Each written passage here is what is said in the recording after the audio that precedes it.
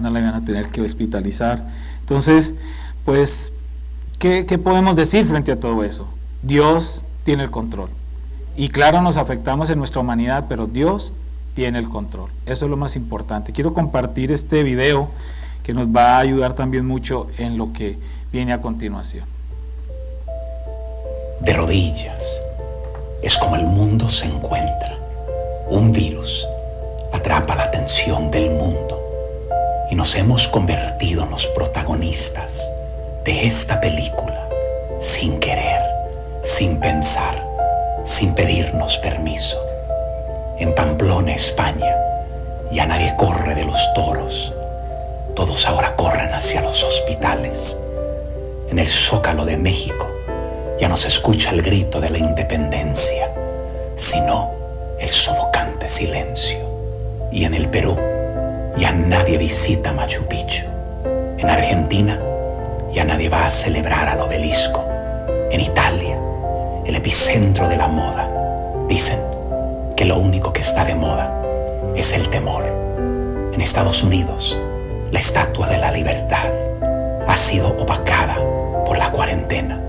Y ahora, al mundo ya no la divide la línea ecuatorial, sino esta enfermedad. Las imponentes ciudades del mundo despertaron vacías. Las noticias de ayer ya no son parte del presente. Y el futuro, quién sabe. La esperanza dio paso al temor, la cercanía a la lejanía. Las visitas ya no son bien recibidas. Hoy, en vez de saludarnos, nos escondemos detrás de mascarillas. Hay pasteles que no se disfrutarán. Las celebraciones hicieron pausa hasta nuevo aviso. Las ceremonias se tendrán que posponer. Las empresas más grandes se encuentran de rodillas, sus puertas cerradas, y los rascacielos de las grandes ciudades del mundo están de rodillas. Pero ¿qué tal si estar de rodillas no es malo? ¿Qué tal si de rodillas vamos a ver la vida de un ángulo completamente diferente? ¿Qué tal si de rodillas nuestras prioridades van a cambiar? ¿Qué tal si de rodillas es como Dios mismo nos quiere, para que aprendamos a cómo mejorar lo que no queríamos por voluntad propia? ¿Qué tal si de rodillas vamos a darle el paso a un anciano en vez de atropellarlo? ¿Qué tal si de rodillas la cena en familia se volverá más importante que el teléfono, el dinero y los afanes? ¿Qué tal si de rodillas nos abrazaremos en vez de estar de pie peleándonos? ¿Qué tal si de rodillas llamamos a aquel hijo que lastimamos, a aquel padre con el que no hablamos, a ese amigo que dejamos olvidado? ¿Qué tal si de rodillas pedimos perdón a esa esposa, esposo que humillamos? ¿Y qué tal si de rodillas ofrecemos ayuda a ese prójimo que hoy no tiene nada en su mano? Todo lo que un día fue relevante, hoy lo empaña la incertidumbre. ¿Qué tal si Dios nos quiere recordar lo frágiles que somos, que nuestra existencia depende de Él y no de nosotros? ¿Qué tal si la pausa de este mundo de valores invertidos nos lleva a valorar lo que realmente es de importancia? ¿Qué tal si de rodillas es como debemos vivir?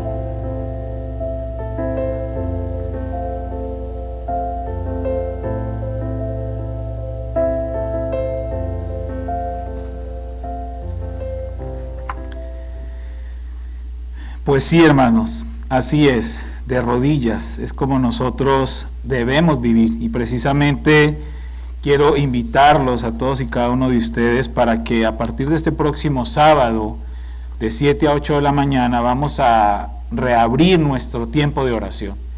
Ya hablamos con el hermano Joel y nos sentimos, urgidos de tener ese tiempo de oración, porque ahora más que nunca es cuando la iglesia necesita estar de rodillas delante de Dios. La iglesia necesita aumentar sus esfuerzos con la oración, y por eso es importante que usted y yo hagamos parte de ese tiempo de oración, que nosotros podamos reconocer que Dios es un Dios soberano, que Él tiene el control de todo, pero que nosotros tenemos que ser honestos si no hemos cumplido nuestra responsabilidad también. No solamente congregarnos, también es estar unidos en oración los unos por los otros. Y nuestra congregación tiene esa oportunidad y ese privilegio, que aquí en adelante todos los sábados de 7 a 8 de la mañana lo veníamos haciendo sin falta. Tuvimos sábados con temperaturas aún bajo cero, y aquí estábamos orando y dándole gracias al Señor, trayendo nuestras peticiones delante de Él, pero este virus nos forzó, nos obligó, digamos que nos arrinconó en ese sentido, no por temor, porque nosotros tenemos nuestra confianza puesta en Dios, pero sí teníamos que hacer una pausa en el camino, precisamente por amor a los demás y no ser nosotros partícipes pues de algo peor. Entonces por eso hicimos ese receso, pero ya a partir de este próximo sábado, hermanos, vamos a tener nuestro tiempo de oración de 7 a 8 de la mañana, así es que los esperamos a todos fielmente, y yo sé que Dios tiene una bendición para todos y cada uno de ustedes. Un saludo especial para todos los que nos están viendo ahorita, hermano Rolando, Maricano, Javier Hernández, Amadita Rodríguez y otros que están ahí conectados. Gracias por estar allí viéndonos. Tengo también otro anuncio. Recuerden que hace 8 días tuvimos como invitada a Nidia Schmid. Ella nos dio una introducción, una presentación de un taller que se llama Generosidad en Israel. La segunda sesión la tuvimos este martes que pasó. Fue genial, las parejas que vinieron y otras personas que vinieron también pueden dar fe. Fue un tiempo maravilloso, aprendimos muchísimo, quedamos con ganas de más.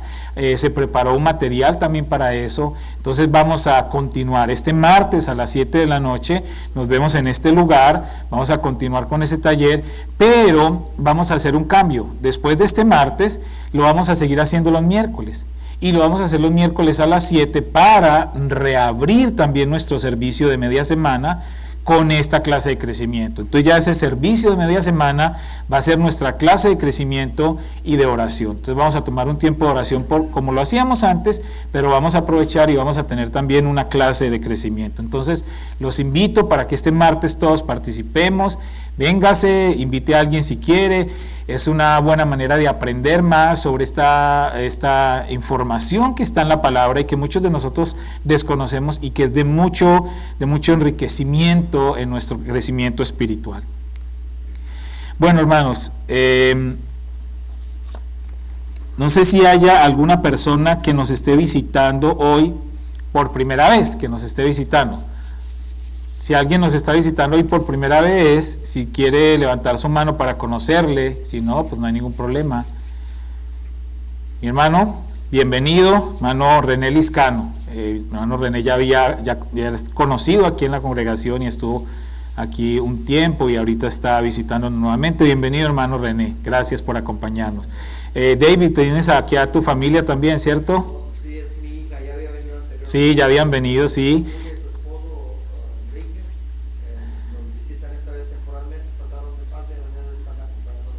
Gracias por venir. Sabemos que cuando vienen a visitar a la familia, pues también visitan familia extendida. Gracias por acompañarnos, bienvenidos. ¿Alguien más nos está visitando hoy por primera vez? ¿Que es primera vez que venga a este lugar? ¿Todos somos de casa? Ok, yo sigo guardando los regalos. Aquí los tengo para cuando tengamos a alguien que nos visite por primera vez. Bueno, hermanos, vamos a la palabra. Espero no se me olvide nada. Creo que más o menos lo que tenía, porque a veces sí se me pasan algunos detalles. Tengo algo aquí en esta mesa. Al final les voy a explicar, porque eso tiene que ver mucho con la predicación de hoy, ¿ok? Estamos hablando de Gálatas. Hemos estado haciendo un estudio de la carta del apóstol Pablo a los Gálatas. Hoy vamos a estar leyendo Gálatas capítulo 1, versículos 11 al 24. Si usted lo tiene ahí, Vamos a estar leyendo Gálatas 11 al 24. Sí, otra cosa se me pasaba, les pido también de sus oraciones por la familia Hinojosa, nuestra hermana Magali Hinojosa esta semana, pues ellos perdieron a su papá, pues su esposo, y aquí les acompañamos, entonces estamos orando por la familia Hinojosa García. Bien, hermanos, Gálatas capítulo 1, versículo 11 al 24, ¿lo tienen ahí? Dice la palabra del Señor. Mas os hago saber, hermanos, que el evangelio anunciado por mí no es según hombre, pues yo ni lo recibí ni lo aprendí de hombre alguno, sino por revelación de Jesucristo. Porque ya habéis oído acerca de mi conducta en otro tiempo en el judaísmo, que perseguía sobremanera a la iglesia de Dios y la asolaba. Y en el judaísmo aventajaba a muchos de mis contemporáneos en mi nación, siendo mucho más celoso de las tradiciones de mis padres. Pero cuando agradó a Dios, que me apartó desde el vientre de mi madre y me llamó por su gracia, revelar a su Hijo en mí, para que yo le predicase entre los gentiles, no consulté enseguida con carne y sangre, ni subí a Jerusalén a los que eran apóstoles antes que yo, sino que fui a Arabia y volví de nuevo a Damasco. Después, pasados 3 años, subí a Jerusalén para ver a Pedro y permanecí con él 15 días, pero no vi a ningún otro de los apóstoles, sino a Jacobo, el hermano del Señor.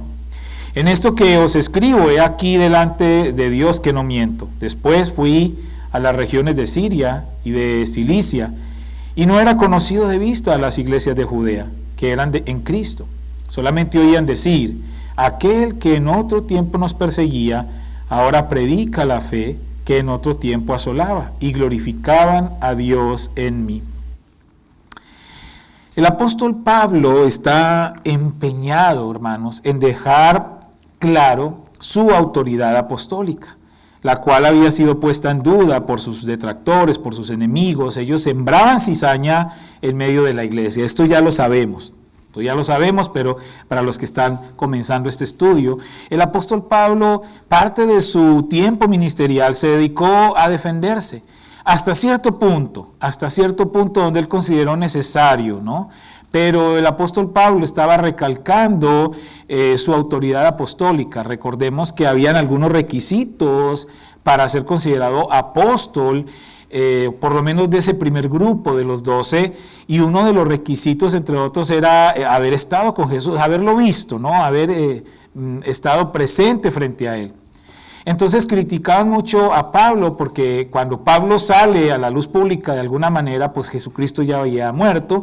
Entonces ellos criticaban o ponían en duda el apostolado de Pablo porque no había cumplido ese requisito. Pero recordemos que Pablo tuvo un encuentro personal con Cristo y lo vamos a leer ahorita más adelante. Ahora, los enemigos del apóstol Pablo estaban haciendo daño a la iglesia. No le estaban haciendo daño a Pablo. Si ustedes leen las cartas de Pablo, claro, molesta, incomoda, te entristece, pero realmente el daño se lo están haciendo a la iglesia. Es como cuando nos hacemos daño entre nosotros, pensamos que le estamos haciendo daño al pastor o al líder o al hermano o a la hermana o al vecino o al del lado con algo que digamos, pero realmente se está dañando la iglesia y estamos afectando la iglesia de Cristo y vamos a tener consecuencias por eso.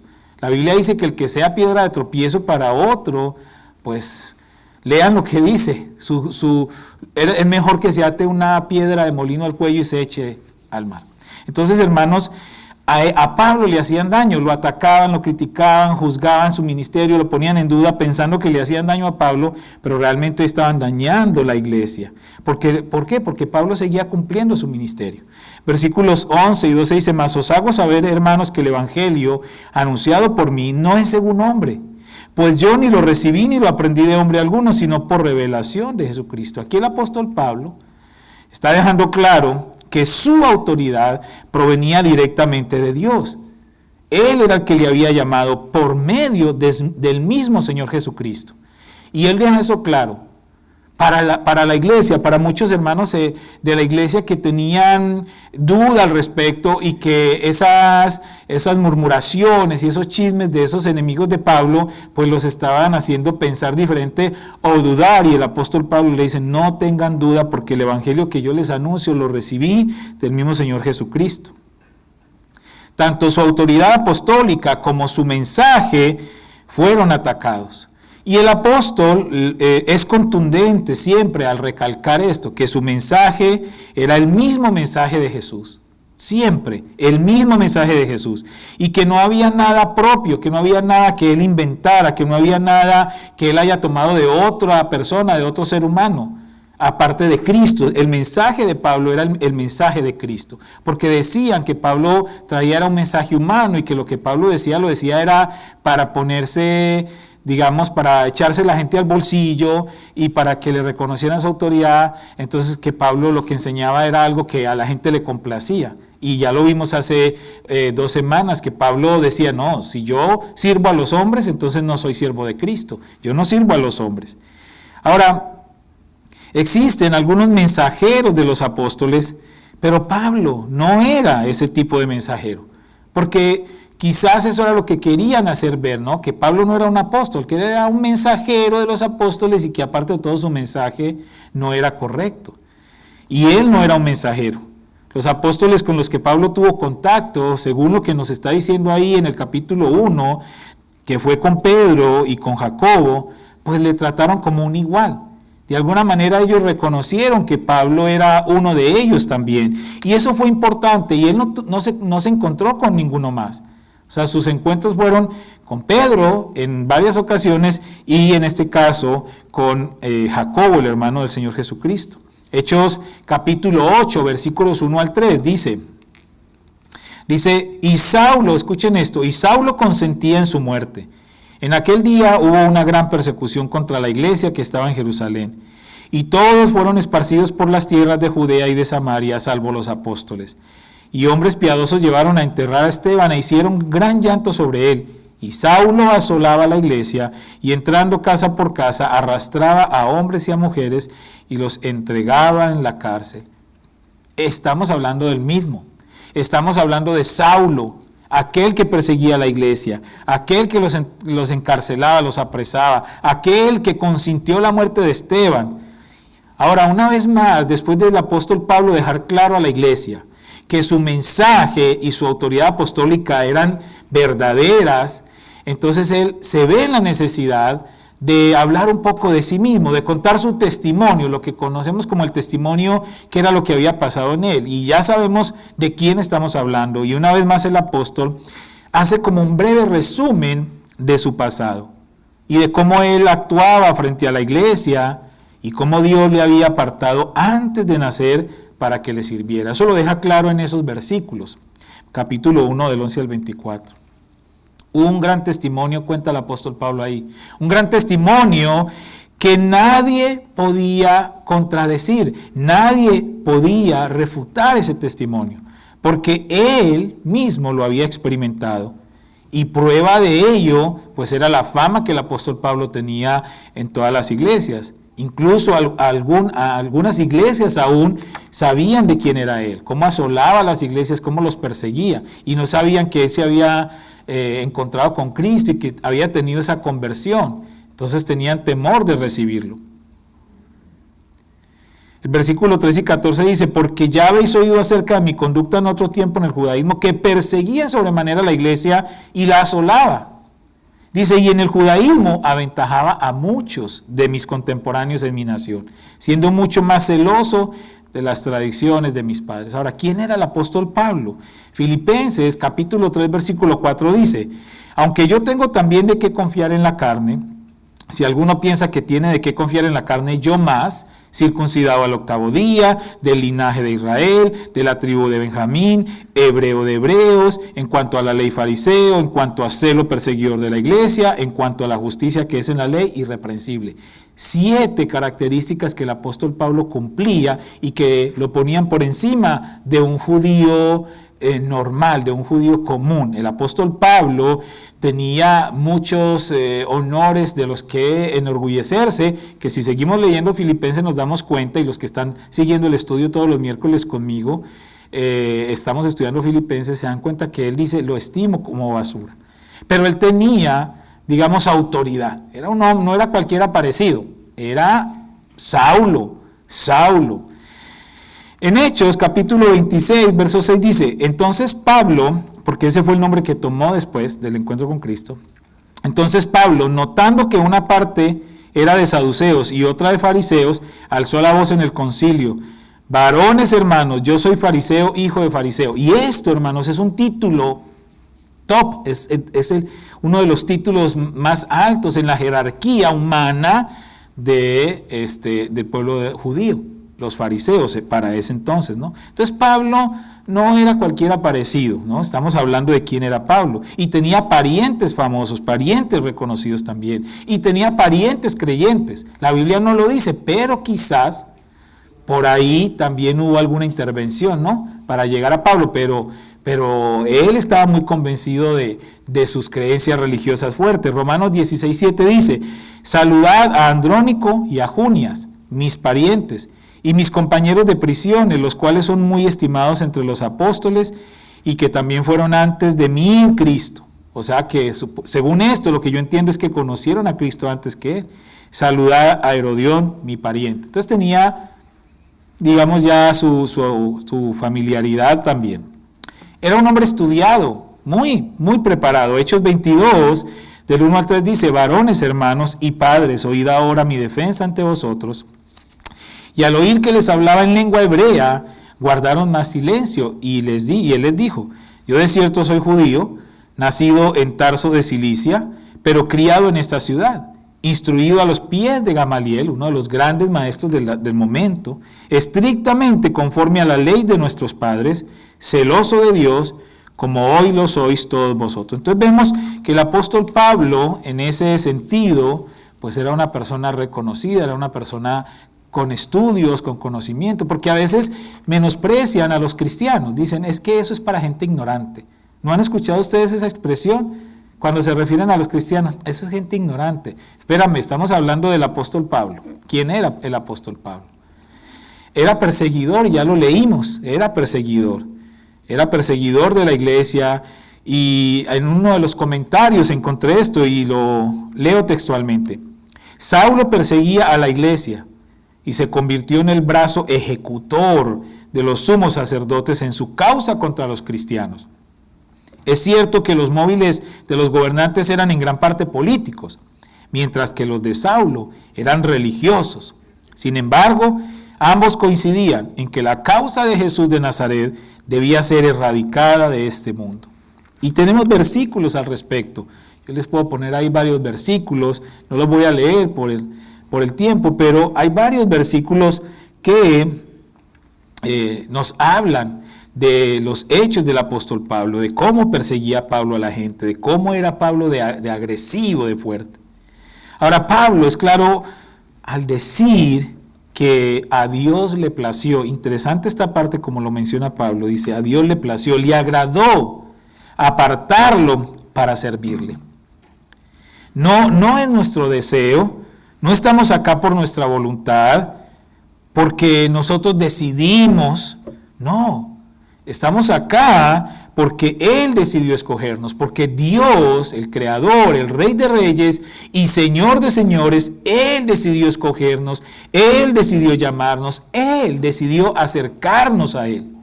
No nosotros, para que no recaiga sobre nosotros la gloria, sino sobre Él. Él fue el que nos rescató, Él fue el que extendió esos brazos de amor y de misericordia hacia nosotros. Eso es lo que lo hace diferente de todos esos dioses humanos que existen.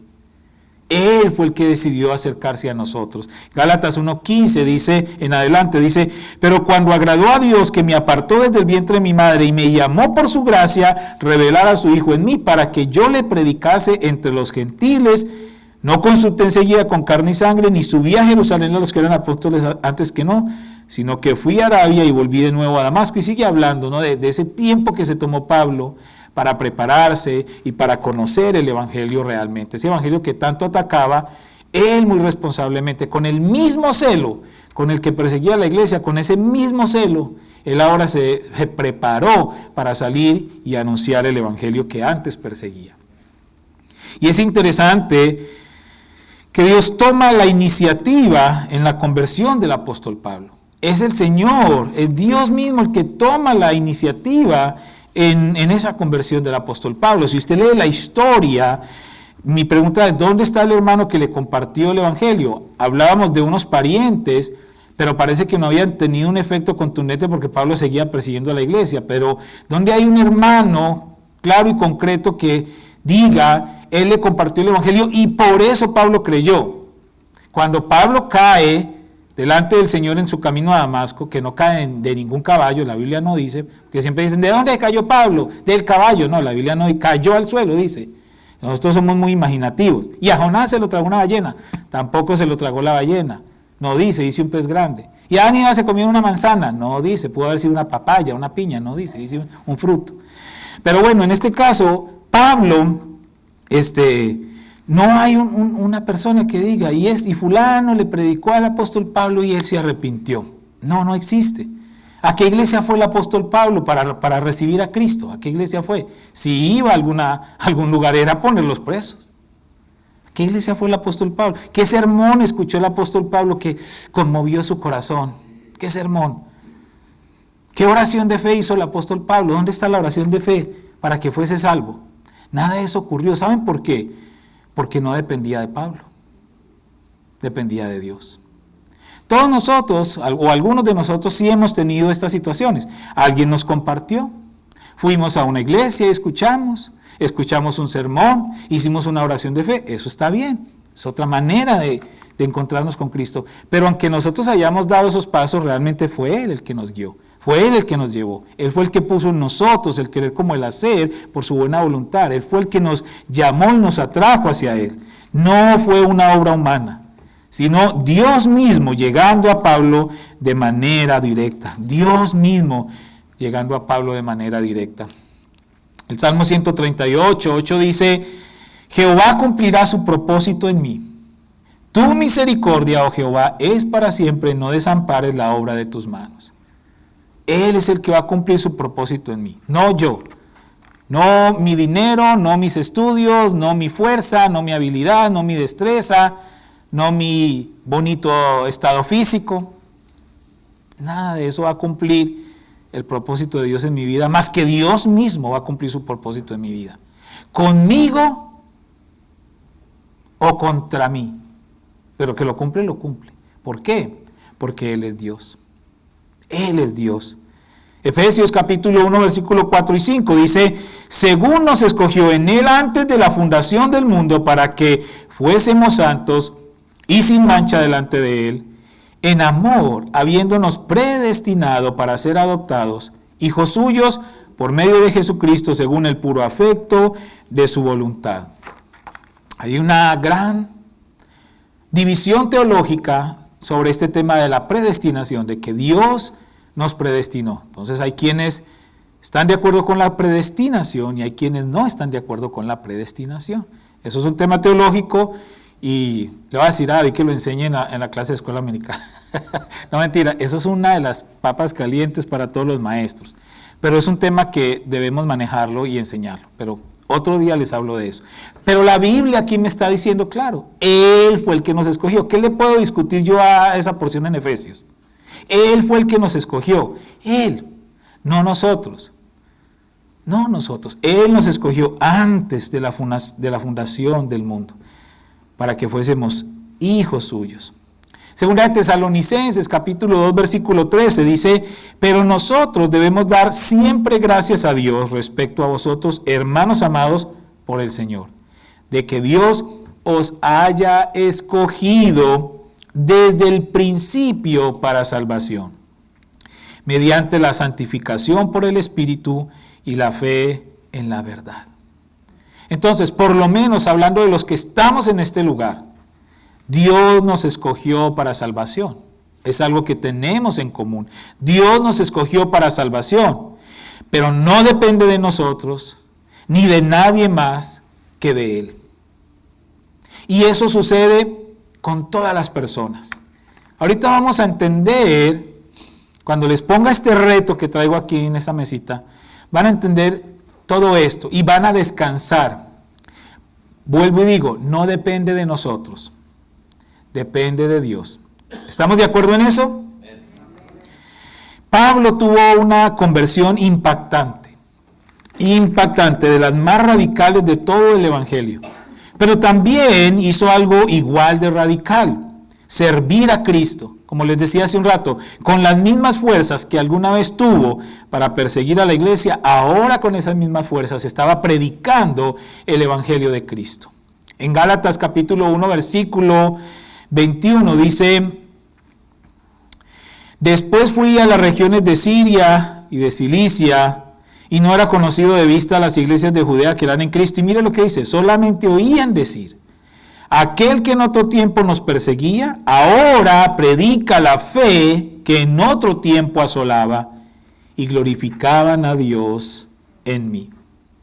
En Hechos capítulo 9, del 1 al 19, básicamente es una historia de cómo el apóstol Pablo estaba haciendo esto, y lo leo rápidamente. Saulo, respirando aún amenazas y muerte contra los discípulos del Señor, vino al sumo sacerdote y le pidió cartas para las sinagogas de Damasco, a fin de que si hallase algunos hombres o mujeres de este camino, los trajese presos a Jerusalén. Mas yendo por el camino, aconteció que al llegar cerca de Damasco, repentinamente le rodeó un resplandor de luz del cielo. Y cayendo en tierra, ¿ven lo que les decía? No dice que iba en el caballo, ni en burro, ni en metro, ni nada. Y cayendo en tierra, oyó una voz que le decía: Saulo, Saulo, ¿por qué me persigues? Él dijo: ¿quién eres, Señor? Y le dijo: yo soy Jesús, a quien tú persigues. Dura cosa te es dar coces contra el aguijón. Eso es como golpearse contra un clavo, para explicarlo sencillo. Usted mismo golpearse su pie contra un clavo. Y luego le dice Pablo, él temblando, hablando de Pablo, él temblando y temeroso, imagínense, Saulo, el perseguidor de la iglesia, el que iba allá, mejor dicho, botando chile por sus oídos y por su nariz, para ir a agarrar a todos los cristianos. Y aquí dice que estaba temblando y temeroso ante ese impactante encuentro con Cristo. Y dijo: Señor, ¿qué quieres que yo haga? O sea, él no se le puso al tú por tú con el Señor. ¿Y quién va a ser tú? A ver, muéstrate, si eres Dios. O sea, no. Por eso digo, la conversión de Pablo fue radical, contundente, así, instantánea. Le dijo: ¿qué quieres que yo haga?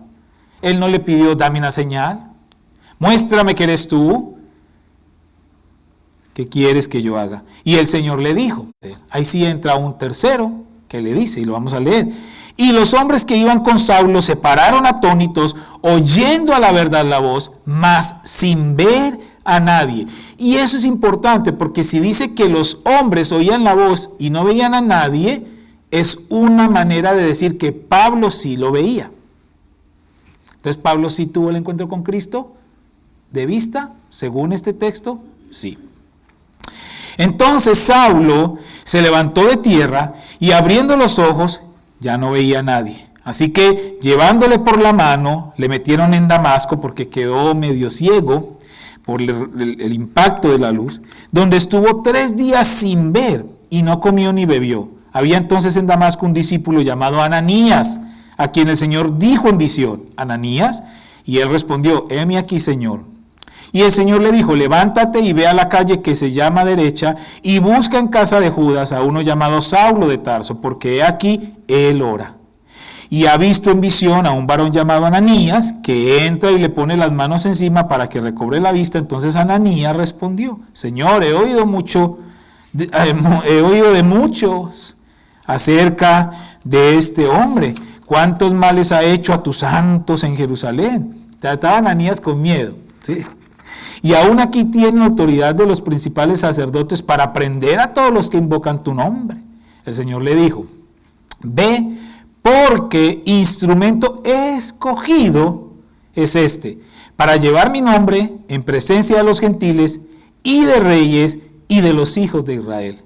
Porque yo le mostraré cuánto le es necesario padecer por mi nombre. Lo iba a poner al mismo tiro que como él puso a otros. Y fue entonces Ananías y entró en la casa, y poniendo sobre él las manos dijo: hermano Saulo, hermano Saulo, el Señor Jesús, que se te apareció en el camino por donde venías, me ha enviado para que recibas la vista y seas lleno del Espíritu Santo. y al momento le cayeron de los ojos como escamas y recibió al instante la vista y levantándose fue bautizado. No hizo curso ni qué cuenta, fue bautizado. Y habiendo tomado aliento, recobró fuerzas y estuvo Saulo por algunos días con los discípulos que estaban en Damasco. Y cuando habla de discípulos ahí, no necesariamente son los 12. Recuerden que discípulos también había otra categoría de seguidores de Jesús. Fueron los que lo acobijaron en ese momento ahí. Qué historia tan impactante, hermanos. Y nosotros cumplimos roles como el de Ananías. Yo creo. Nosotros podemos ser el Saulo, pero también podemos ser ese Ananías. Pero hay algo importante que me quedó marcado tremendamente. ¿Qué quieres que yo haga? Esa pregunta que Saulo le hace al Señor Jesucristo. ¿Qué quieres que yo haga? ¿Qué quieres que yo haga? Era tal su convicción de su encuentro con Cristo que él no tuvo más remedio que decirle, ¿qué quieres que yo haga? ¿Qué quieres que yo haga? Y ya sabiendo Pablo quién le hablaba, y después de tener ese encuentro sobrenatural, no le queda más remedio que ponerse a sus órdenes inmediatamente. Wow, Pablo sí reconoció la autoridad y la relevancia de ese llamado. Dice en Santiago 1:22, pero sed hacedores de la palabra y no tan solamente oidores, engañándoos a vosotros mismos. Hay dos tipos de cristianos, hacedores y oidores. Ambos son cristianos y ambos son salvos. Pero hay algo que los caracteriza y los diferencia. Los que solamente oyen la palabra, pero los que la oyen y hacen algo con esa palabra. ¿En dónde estás tú? ¿Dónde estoy yo? Primera de Pedro 2:21. Pues para esto fuisteis llamados. ¿Para qué entonces fuimos llamados? ¿Para qué fuimos escogidos? ¿Para qué fuimos predestinados? Porque también Cristo padeció por nosotros, dejándonos ejemplo para que sigáis sus pisadas. O sea, vamos a hacer lo que Él hizo, vamos a decir lo que Él dijo, vamos a obedecer a sus mandamientos. Zacarías 1:3. Diles pues, así ha dicho Jehová de los ejércitos, volveos a mí, dice Jehová de los ejércitos, y yo me volveré a vosotros, ha dicho Jehová de los ejércitos. Salmo 143:10. Enséñame a hacer tu voluntad, porque tú eres mi Dios. Tu buen espíritu me guíe a tierra de rectitud. Y por último, primera de Pedro 2:15. Porque esta es la voluntad de Dios, que haciendo bien, hagáis callar la ignorancia de los hombres insensatos, con nuestro testimonio, con nuestra manera de vivir. Pablo tuvo su grandioso encuentro con Cristo y su vida cambió. Lo que hizo después de eso fue aún más grande que todo su pasado. Es decir, todo lo que Pablo podía exhibir como grandioso de su pasado, pues frente a lo que él hizo después de conocer a Cristo, su pasado no tiene sentido. Y por eso el apóstol Pablo tenía tantos enemigos. Y muchos de los compañeros de él, de los que iban con él a perseguir a los cristianos, seguramente, porque esto no es un dato 100% bíblico, no lo puedo decir, pero pienso yo que seguramente luego de que Pablo se convirtió al cristianismo, pues ellos seguro se disgustaron porque eran celosos también del judaísmo, y muchos de los que trabajaban con él antes en en esta persecución ahora le atacaban. Pero él tenía muchos enemigos por lo que hizo después de conocer a Cristo, no por lo que hizo antes, sino después. Pero, hermanos, su testimonio era más poderoso que todos sus enemigos. No importa los enemigos que Pablo tenía, su manera de vivir, su manera de obrar después de conocer a Cristo era mucho más poderosa que todos sus enemigos juntos, que todas las mentiras de esos enemigos, que todas las patrañas de esos enemigos, que todas las murmuraciones, que toda la maldad que podían tener contra el apóstol Pablo. Su manera de vivir, su testimonio era más poderoso y acallaba todas esas voces mentirosas y engañosas, maldadosas. Dos preguntas para que hoy meditemos y para que nos vamos pensando en ello. Me gusta mucho hacer preguntas y tengo dos preguntas. De todo lo que hemos escuchado hoy del apóstol Pablo, de quién era, de cómo vivía, de lo que él hacía, de lo que él sabía, de cómo se encontró con Cristo, pero sobre todo de lo que hizo después de encontrarse con Cristo, de cómo su testimonio fue tan impactante y su testimonio fue más grande que todos sus enemigos. Entonces la pregunta a esta hora es, ¿tu testimonio está hablando por ti?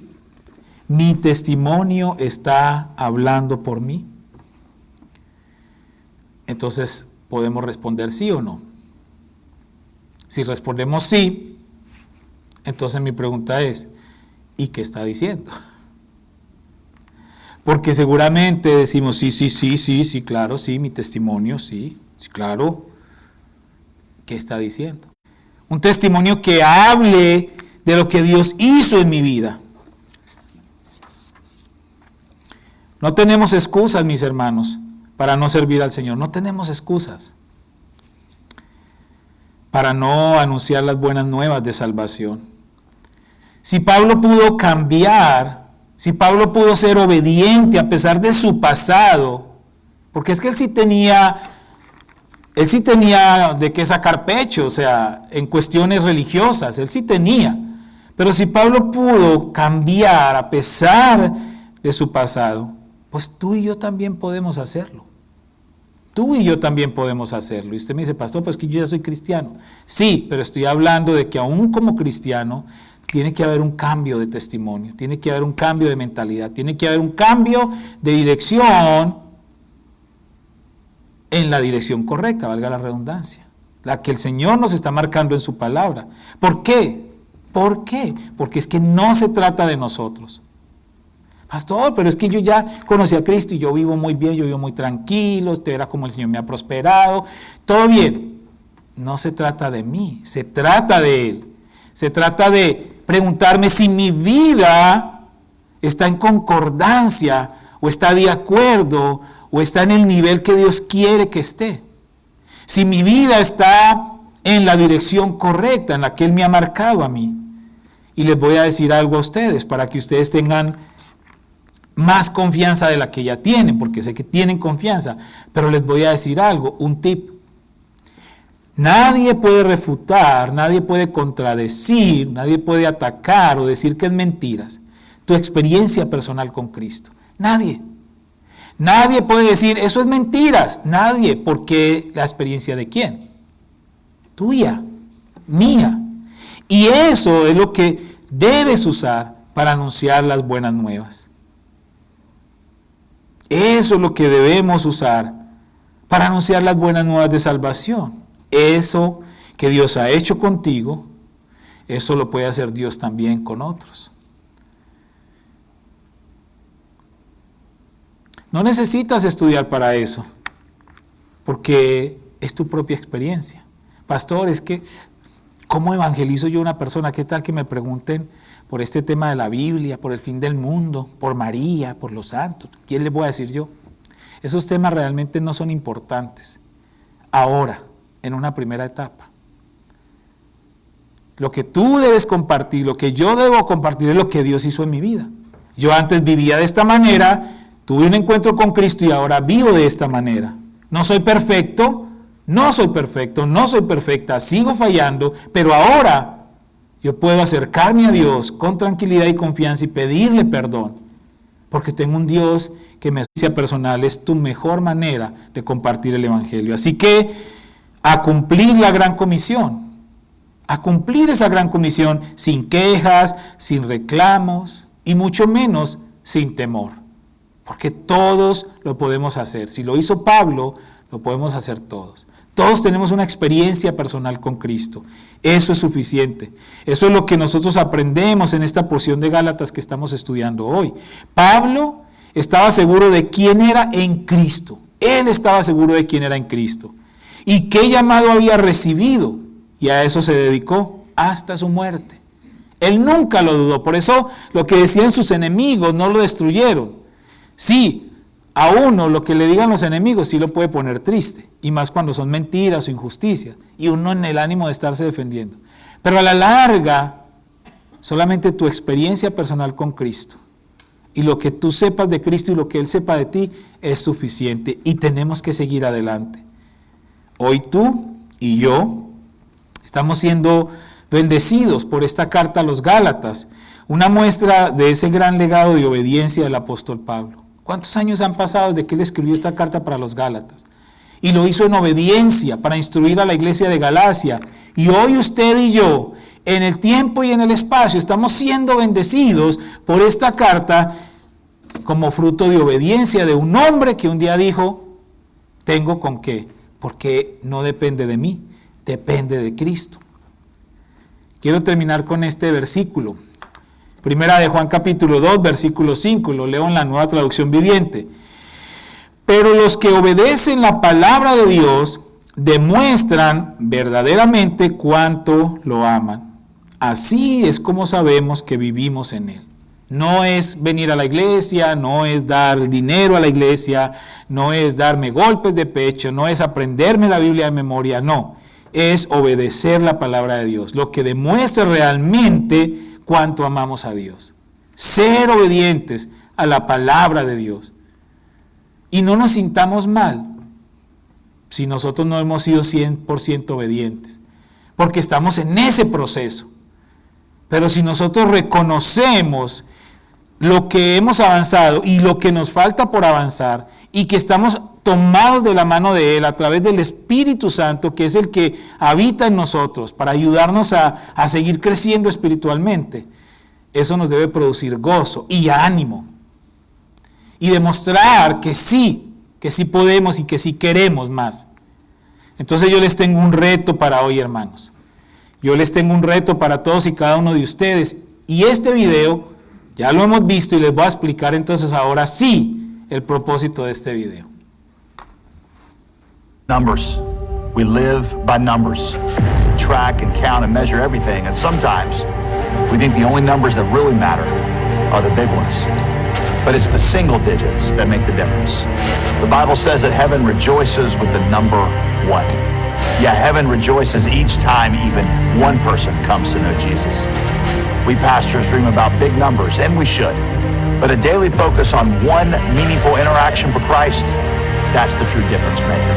One friend, one family member, one co-worker, one person at a time. We want to see God move in our nation like we have never seen before, but it all starts with one. I've got my one, and now I'm challenging you and your church to join us and to find yours. Because ultimately, the only number that really matters is one. Who's your one? Who's your one? ¿Quién es tu uno? ¿Quién es tu uno? Y ese es mi reto para ustedes en esta mañana. ¿Quién es tu uno? Aquí en esta mesa que tengo a mi lado, tengo un material. Ese material solo lo van a llevar quienes acepten este reto. Y quienes esta enseñanza de Gálatas les haya convencido de la oportunidad que tenemos y de la responsabilidad que tenemos. Y que tengan ustedes la confianza de que si Pablo pudo, nosotros podemos. Que solamente necesitamos nuestro testimonio. Nuestro testimonio, no necesitamos más. Solo nuestro testimonio. ¿Por qué? ¿Quién me responde? Porque no depende de mí, depende de Dios. Entonces, esta campaña se llama ¿Quién es tu uno? Who's your one? Y ustedes van a llevar este separador para su Biblia. Este separador tiene acá un espacio para colocar el nombre de una persona, solo una persona, una sola persona que Dios haya puesto en tu corazón para que esa persona conozca de Cristo. No me ponga a mí, ay, el pastor, no. Una persona que no conozca de Cristo, que seguramente tú llevas mucho tiempo. ¿Listo? Si hoy estás seguro y sabes quién es esa persona, ahorita te llevas esta tarjetita, pones su nombre si lo puedes dejar y me dejas esto acá, porque yo quiero orar también por esa persona. ¿Sí? Si no lo tienes hoy, vas a orar al Señor a ver y lo tienes la otra semana, pues la otra semana me la entregas. Y aquí te queda este separador para tener en tu Biblia y que no haya excusa, es que se me olvidó, es que no me acordé, es que no, aquí está este separador. Y ahí va a poner usted el nombre de la persona también. Vienen 30 días, 30 citas bíblicas. ¿Por qué? ¿Cuál es el reto? Que durante 30 días oremos por esa persona. ¿Puede usted orar por mucha gente más? Claro, por supuesto, pero ore intencionalmente por esa persona para que Dios toque su corazón y abra su corazón. Entonces cada día hay una porción bíblica para que usted la lea y ore por esa persona. Y yo le voy a ayudar más aún.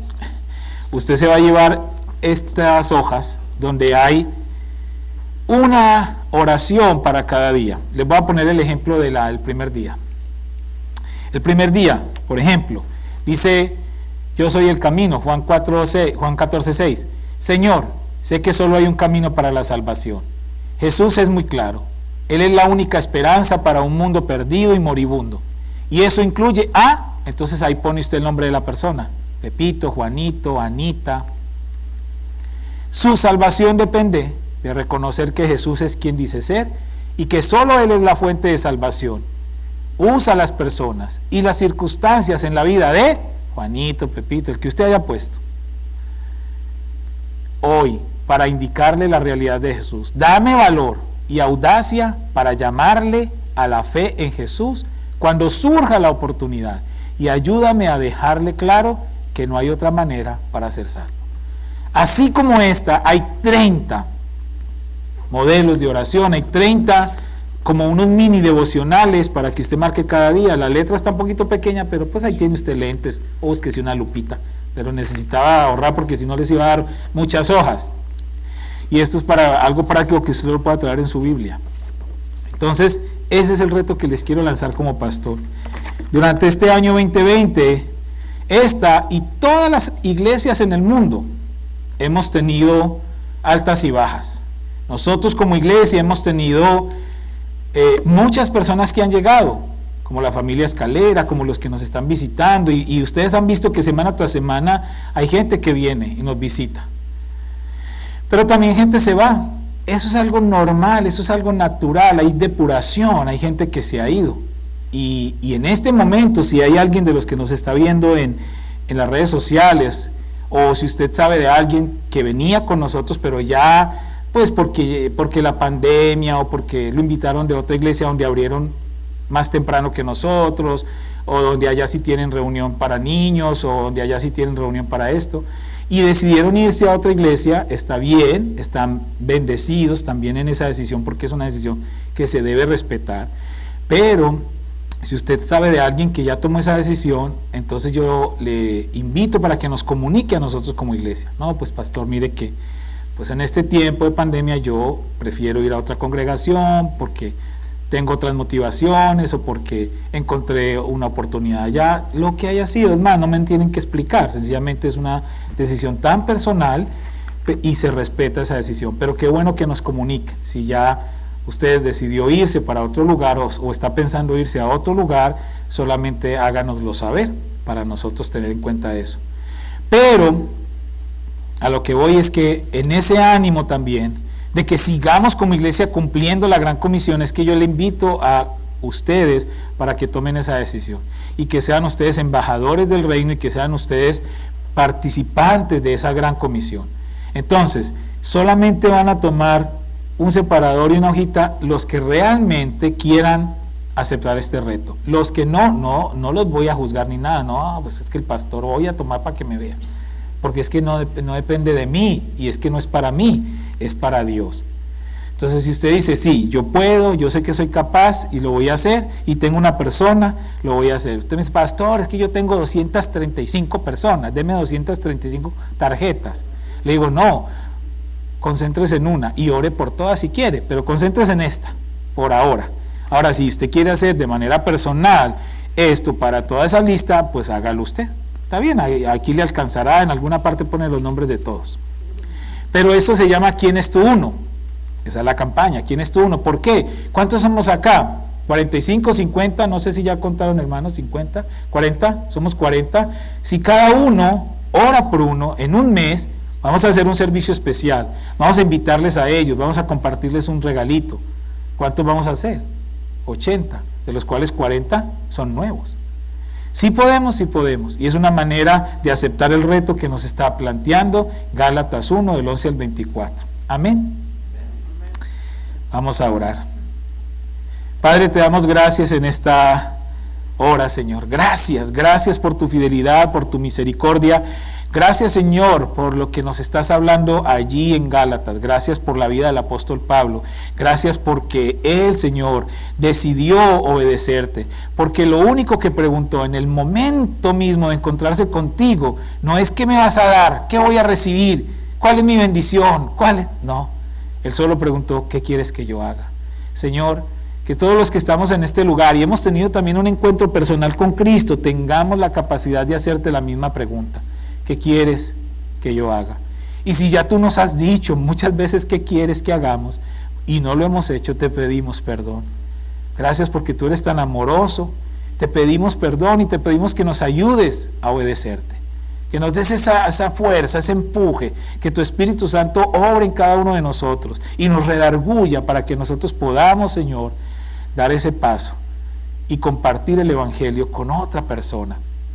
Que podamos asumir este compromiso, no conmigo como pastor, ni con la congregación, sino contigo, Señor, de que nosotros tengamos ese privilegio, ese gozo, ese placer de poder presentar el mensaje de salvación a otra persona que lo necesita.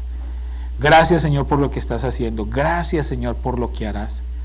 Gracias, Señor, por usarnos, por darnos esa oportunidad de servirte y de ser parte de la gran comisión. Gracias te damos, Señor. Y gracias también por cada uno de mis hermanos y hermanas que ha entendido el privilegio de poder ser parte del crecimiento de la congregación y del extendimiento del reino a través de nuestras ofrendas, Señor, o nuestros diezmos. Sabemos que tú no necesitas ese dinero y entendemos para qué es. No es un mito, no es un misterio, no es un tabú. Hay compromisos que humanamente tenemos que cubrir también como congregación. Gracias porque tú nos provees, Señor. No podemos decir que no, mucho, poco, pero nos provees. Gracias por darnos ese privilegio de poder traer delante de ti una parte. Gracias porque es la mejor sociedad que hemos podido tener. Tú te quedas solo con una porción y nos dejas disfrutar a nosotros todo el resto. Gracias, Señor, porque eso es muestra de tu soberanía. Y gracias porque también nosotros cuando aportamos, Señor, para el reino, estamos reconociendo que tú eres un Dios soberano y que tú eres el Dios de todas las cosas. Gracias porque eres tú quien nos das semilla para sembrar. Te alabamos, Señor, y te bendecimos en esta hora. En el nombre de Cristo Jesús. Amén y amén. Dios les bendiga, mis hermanos.